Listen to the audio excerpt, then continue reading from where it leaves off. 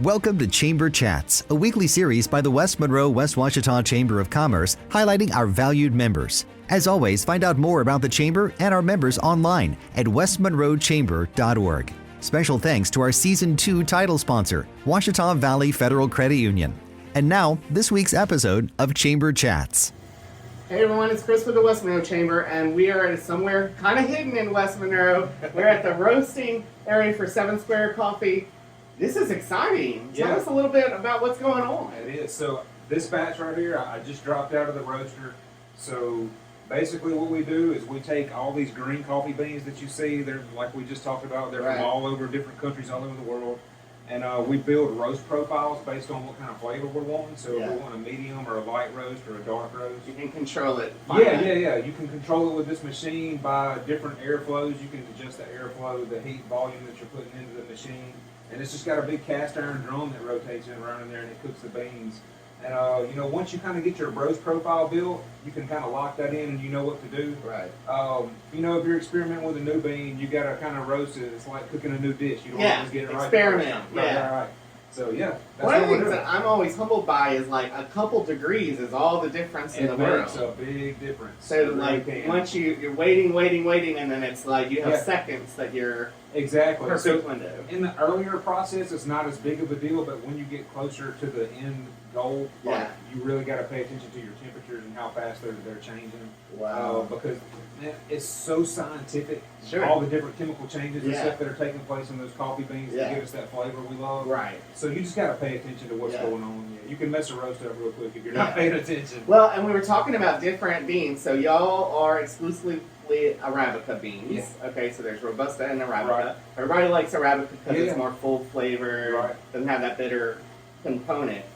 But from everywhere. From Brazil and Costa Rica and whatever. So you're really experimenting with profiles because that environment totally changes that bean still. Right. The bean flavors that we get, it's not actually something that we're infusing into that. That's natural. Yeah. And it's based on the soil that they grow in. Sure. So different places in the world, they're just going to produce a different flavor out of coffee. Yeah. Right. Now, you were just telling me a really interesting story. Y'all just recently made a cool connection, a Louisiana connection with a far-off place. Right. So, our Nicaragua beans, the farmer that grows those, he actually lives in New Orleans. And his daughter's a tech student. She came through a few months ago, brought us a little sample of beans, and we liked them. It's like, let's give them a try. So her and her dad drove that big, 165 pound of coffee beans up here to me, and he had a really cool story. The 4th generation coffee farmer there in Nicaragua. Yeah. And just to hear a little bit about his background and how he got into the coffee trade business, it was really cool to make that connection. Sure. So for people that don't know, talk us through from the plant to my cup of coffee for a second. Okay. So first of all, I don't think everybody realizes, but coffee grows near the equator. Yeah. We're not near the equator. We're not growing. Right. We're not really growing good coffee. Right. So those are the countries we work with. They actually don't grow in beans. They grow in a little thing called a cherry, a coffee cherry, and you open that cherry and that has the coffee beans or seeds in it. So that's what that's what the farmers are getting to us. Right. And how they hand pick it. Yeah, they hand pick it. They've got some different machines that they'll use to process them sometimes, whether it's washed or a natural bean, and that kind of stuff all affects the flavor. But we get it, and except for our guy from Nicaragua, I work with an import company that works with the farmers all over the world, and then they ship us the beans, and then from there, we build our roast profile based on what kind of flavor we're wanting to get out of it. Sure. So you can really customize. So if one of our members comes to you and they want a special blend or special packaging, you're able to do that. Yeah. I've actually I've got one I'm working on right now for a new restaurant opening in Monroe within the next few weeks. I'm fixing to bag their coffee up right now. Right. It was something they came to the shop. We sampled a few different blends to see what they were looking for, and they landed on one they really liked. So. Yeah, I got it roasted up, fixing to bag it off and send it. What a cool holiday gift. Yeah. Maybe from somewhere far off, but totally local in the ecosystem after that. Right. That's awesome. Yeah. So tell us, what brings you joy in bringing us our morning jolt? So this is a place of solitude. It's just me, it's the coffee, it's the roaster. Yeah. And there's nobody bothering me. I'm in here by myself. So it's just it's kind of a serenity place, you know what I'm saying? So you got the little hum of the roaster going, but other than that, I'm just here. I can kind of think about what I'm doing for the day, for the week, for the month. Yeah. And just roast coffee, and you get the smells in here. So, and I'll smell it lingers like this all with the you, time. right? Yeah, it's a good thing. Yeah.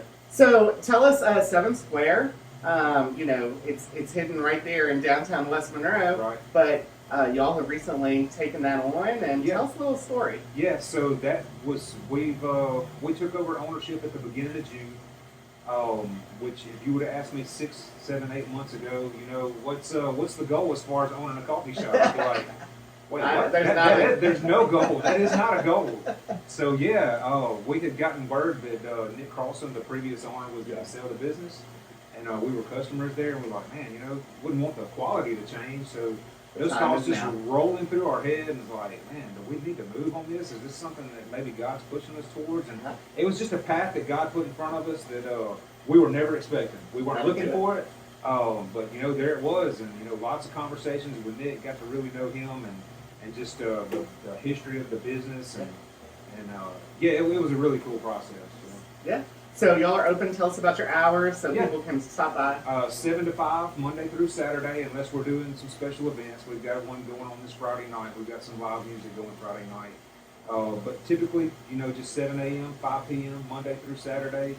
And, you know, we're serving coffee and different toasts and food and stuff. Yeah. Yeah. So come by, plug in, find your perfect blends. Yeah, Maybe it's something you've never done before. Yeah. And experience a little bit of Louisiana connection to Nicaragua or somewhere else. Yeah, so we always have our whole beans for sale over there. Lots of different blends, lots of different roasts to choose from. And fun. Come see us. Be fun. Awesome. Thanks for joining us on this episode of Chamber Chats. Thanks, for more information about 7 Square or any of our great members, go to westmonroechamber.org. We'll see you on the next episode.